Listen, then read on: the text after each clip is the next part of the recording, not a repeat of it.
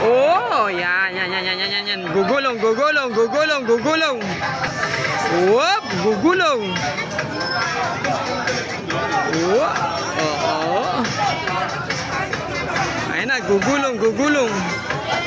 Whoop, saan? Doon. Oh, diba?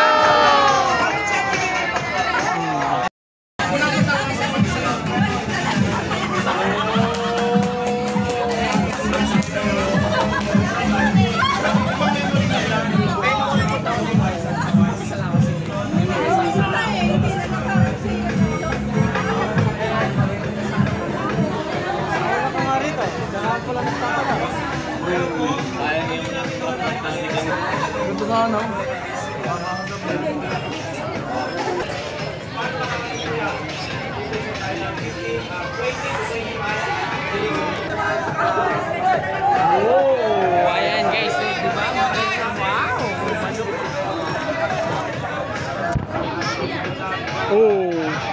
Oh, malakas, malupit.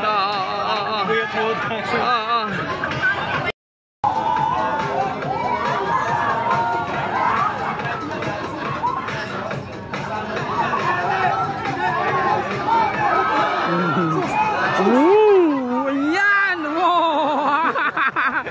Malupit!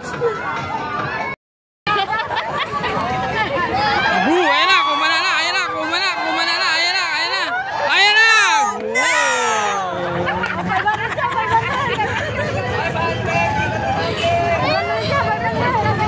Oh! Tour guide niya today. Ako nga po pala si Kuya Judison, Justin, Jay at si Kuya Ron. So kami nga po ang magiging tour guide niyo today. Sana po sa pag-aon natin at pagsama-sama ngayon natin maghapon, sana ay walang maghihiwa-hiwalay. Ano guys? Dito po sa Philippines, start po tayo ng activity. So we will take a picture, group picture po tayo dito sa may side ng Tinggalang Philippines. After that, tayo po ay sasakay ng buong. Sino po yung marunong mga pili? Taas mo yung kamay. Yung hindi marunong. Ayan. Napakaangas. So guys, ang protocol po ng Tinggalang, lalo po ang LGO at mga rescuers. Lahat po tayo marunong man o hindi lumangoy. Tayo po ay magsusuot ng safety life vest. Marunong man kayo lumangoy, nasa bayan po kayo ng Tinggalang. Sana po ay sumunod kayo sa amin protocol. Lalo-lalo na po kasi marunong talaga tayo ng LGO. So guys, pakiusap lang po namin para po sa inyo kaligtasan ninyo, para po sa inyo kaligtasan, hindi lang po para sa amin, para po sa inyo. Bago NTM. So guys, sana po ay save natin ang inyong mga sarili, ang ating mga sarili. Kasi po hindi biro ang pagsampa o baga natin sa dagat. Ano po? Sana ay mag-ingat tayong lahat. Peter Port to White Beach, 10 to 15 minutes ang takbo ng ating boat. So guys, ang White Beach po namin, pagtakbo natin ang White Beach po namin, huwag niyo pong expect o huwag niyo pong isipin na puti pa rin ang buhangin doon. So, sa dami ng kalamidad, super typhoon ang tumama dito sa aming bayan, nawas out po ang pagkaputi ng buhangin sa White Beach. Pero White Beach pa rin po ang tawag doon. Pero pwede niyong baguhin, pwede pong gawin White and Brown Beach. Ano guys? Sa White Beach po, andun po yung cottage natin at saka nung dalawang mini mountain na pwede natin agatin. Yung Mountain View aka Batanes of Gais. Ano guys? At saka po yung lighthouse. So 400 feet above sea level, yung ating akatin na bundok, patag lang po yung daan. Kaya po ba? Patagilit. Ano guys? So sino po yung may mga rayuma, epilepsy, high blood, sakit sa puso, nagdadalang tao, nagdadalang tayo. Wala po ba?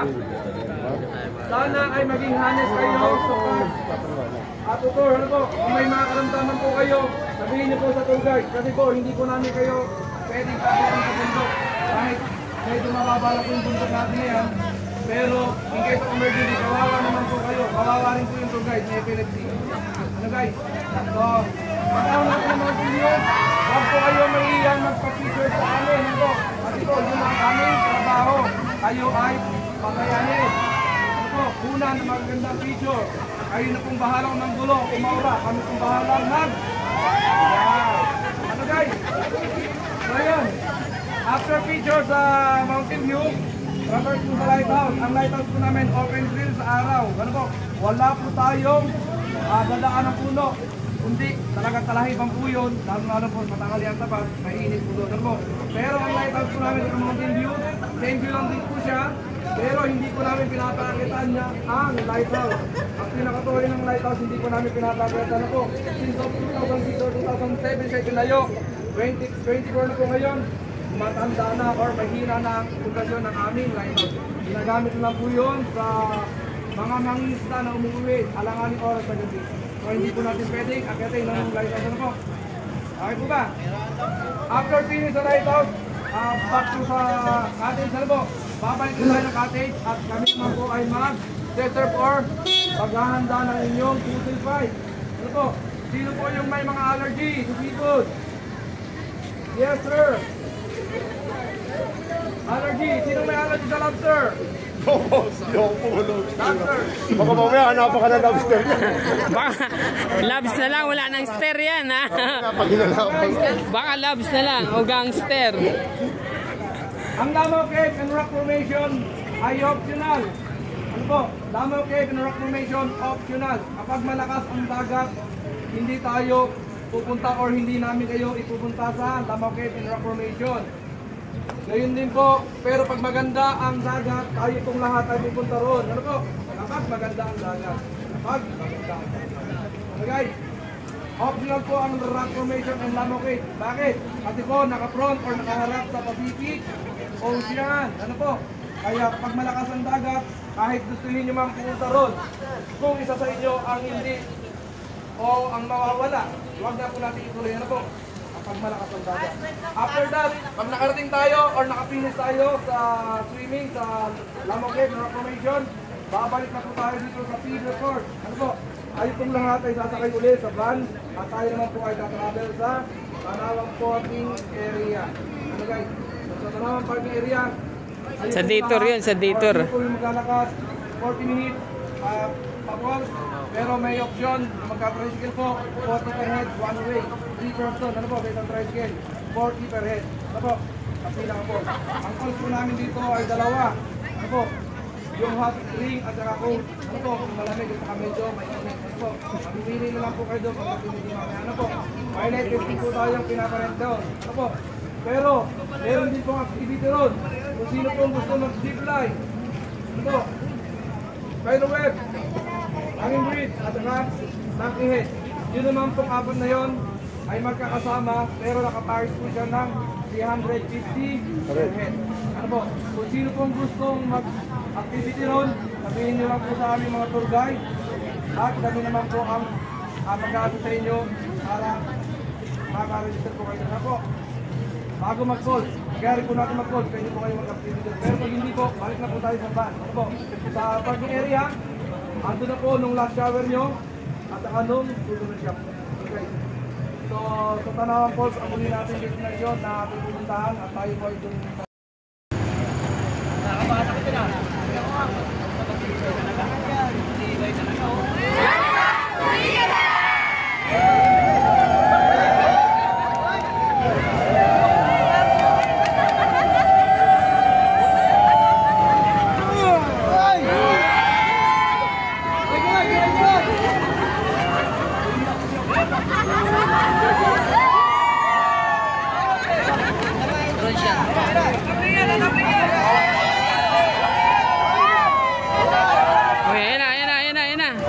Ayan na. Uy!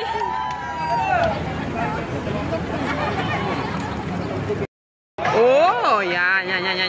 Gugulong. Whoop, gugulong. Whoop. Oo. Ayan na, gugulong. Whoop, saan? Oh, diba?